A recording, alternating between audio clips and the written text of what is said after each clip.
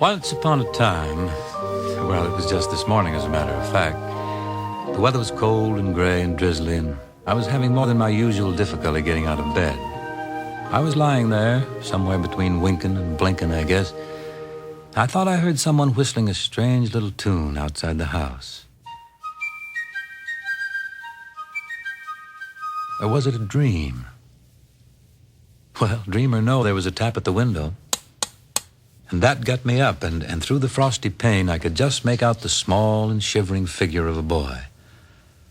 "Boy," I said, "what are you doing out there? Now, you come on in here out of that moisty mist before you catch your death." A moment later, on my kitchen floor, I had me a puddle of rain in the middle of which stood a very muddy and a very quiet little boy.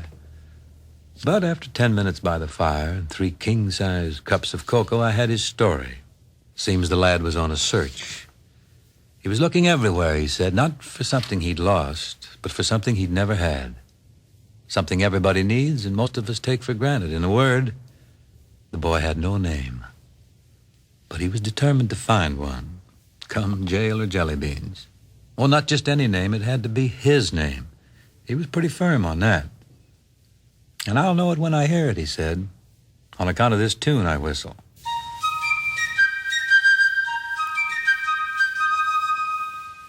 Because it's my tune, you see, and if I can just find the words to it, I'll know who I am. "Well, now, what makes you so sure?" I said. "Where'd you get that melody, boy?" Then with a faraway look in his eyes, he sang, "One early autumn afternoon, I heard a piper pipe a tune, the like of which I'd never heard before. And though I cannot tell you why, it made me want to laugh and cry, and so I paid a penny for to hear it just once more.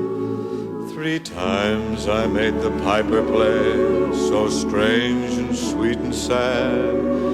3 copper pennies did I pay, for that was all I had.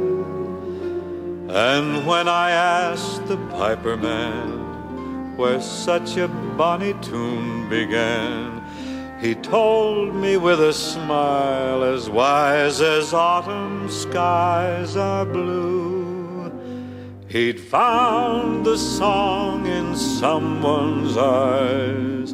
And when I asked him who, he said the song belongs to you.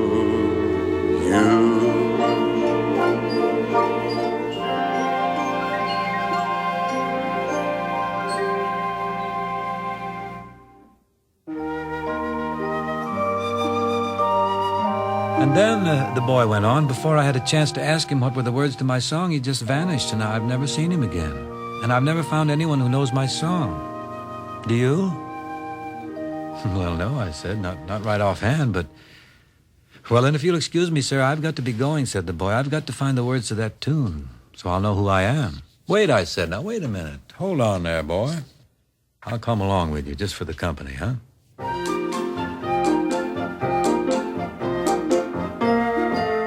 And so off we went down G Street, across the car tracks into that big meadow back of the A&P, and presently we found ourselves on a road that I didn't quite recognize. And then when the fog began to lift, I was sure I didn't know where I was, unless they started building castles out of real gingerbread on old Route 66. This was a brand new neighborhood for me. Well, we moseyed over to the castle that I just referred to, and we found a great deal of merry activity around the courtyard. It seems a party was being given by the man in charge, a good king named Cole.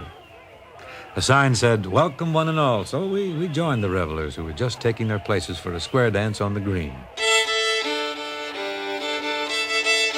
Oh, that old King Cole was a merry old soul.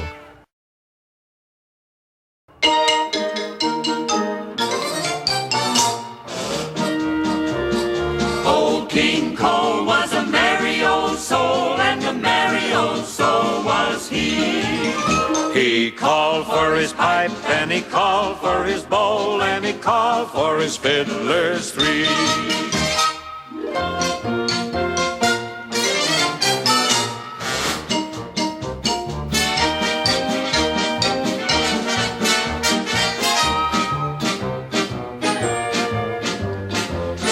song of sixpence, a pocket full of rye, 4 and 20 blackbirds baked into a pie. When the pie was opened, the birds began to sing. Wasn't that a dainty dish to set before a king? Sing a song of sixpence, a pocket full of rye, 4 and 20 blackbirds baked in a pie. When the pie was opened, the birds began to sing. Wasn't that a dainty dish to set before a king? It was a jolly party, and our little friend had a chance to meet many of the fine folk of the land. Of course, they all had names. They all had songs. We were favored with quite a few. Let me see, there was... Mistress Mary, quite contrary, how does your garden grow? With silver bells and cockle shells and pretty maids all in a row. And there was a large egg-shaped gentleman.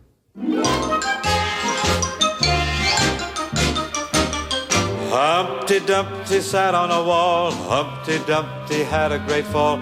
All the king's horses and all the king's men couldn't put Humpty together again. Humpty Dumpty sat on a wall, Humpty Dumpty had a great fall. All the king's horses and all the king's men couldn't put Humpty together again. And a sleepy little farmhand. Little boy blue, come blow your horn. The sheep's in the meadow, the cow's in the corn. But where is the boy that looks after the sheep?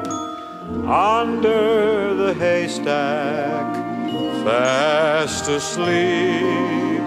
Under the haystack, fast asleep.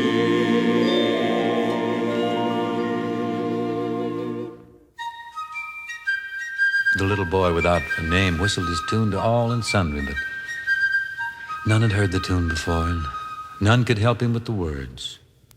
Good King Cole was so touched by the boy's plight that he offered to help. "I'll go along with you, my son," he said. He called upon his guests to join the search. "Come, goodly folk," he cried. "Who'll help this wandering boy to find his name? I'll have the Queen of Hearts pack up a picnic lunch of tarts and patty cakes and all the court musicians marching at our side to pipe us on our way." And so with the sun still high, we all marched out the gate and down the wide, bright road to nowhere in particular, singing as we went.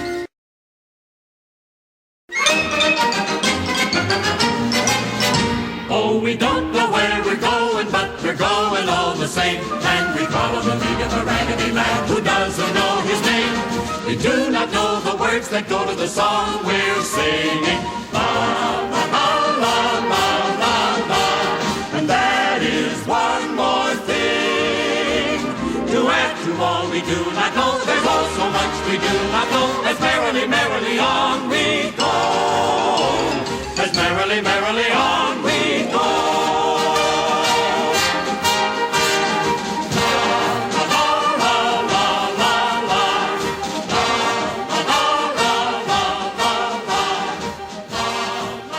All through the sunny afternoon we marched, searching, singing, asking everyone we met if they could tell us the words to the little boy's tune. But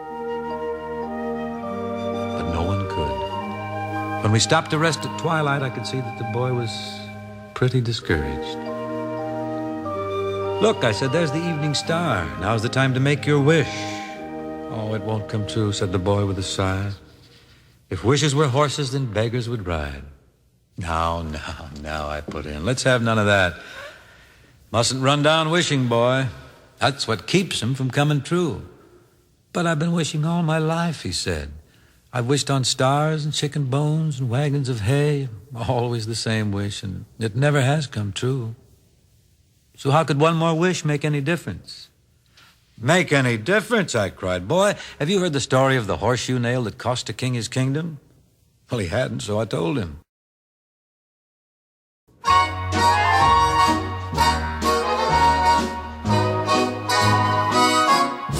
want of a nail.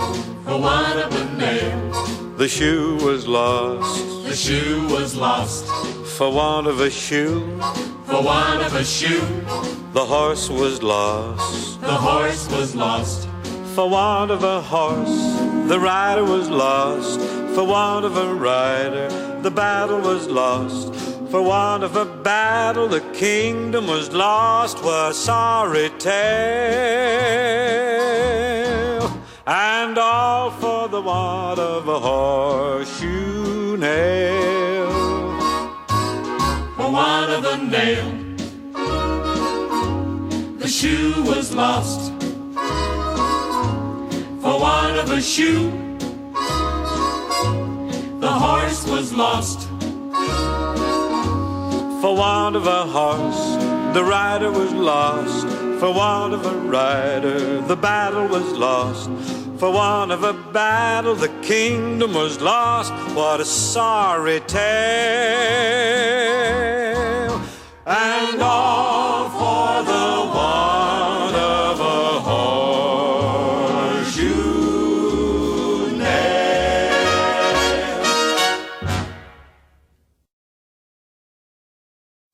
Now, come on, boy. Make that wish. Now's the time to make your wish before the other stars come out. All right, he said. I'll try this one more time. Starlight,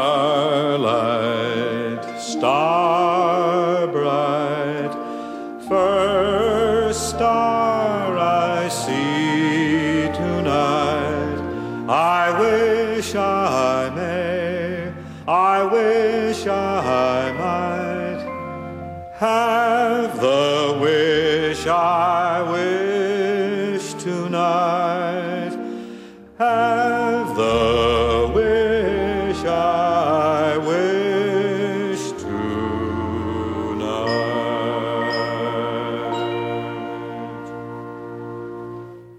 Well, he'd no sooner finished his wish when...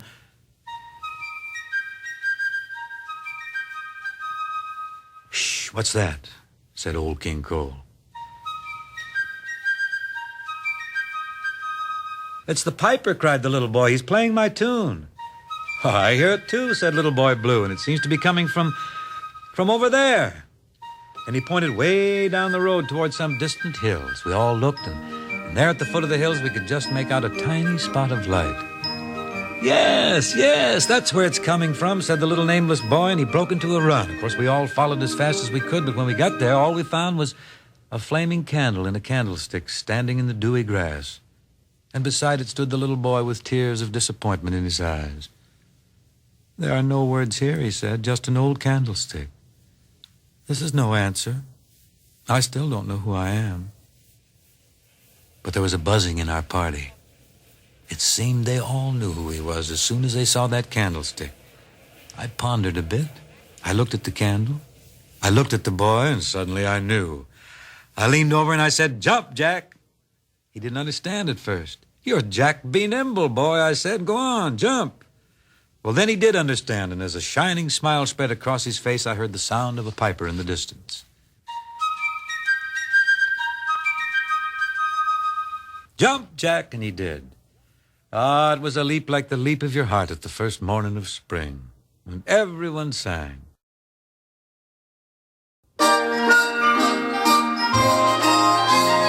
Jack be nimble, Jack be quick, Jack jump over the candlestick. Though the fire may leap and lick, Jack is certain to clear the wick. For Jack is ginger, Jack is bright, twice as bright as the candlelight. Jack's the boy to turn the trick, Jack is nimble and Jack is quick. It's worthwhile traveling a long, long road. It's worthwhile wishing on a star. If there at the end of the long, long road you find out who you are. So if you're nimble, quick and bright, you'll find yourself and be all right. Well, Jack B. Nimble, that was his name.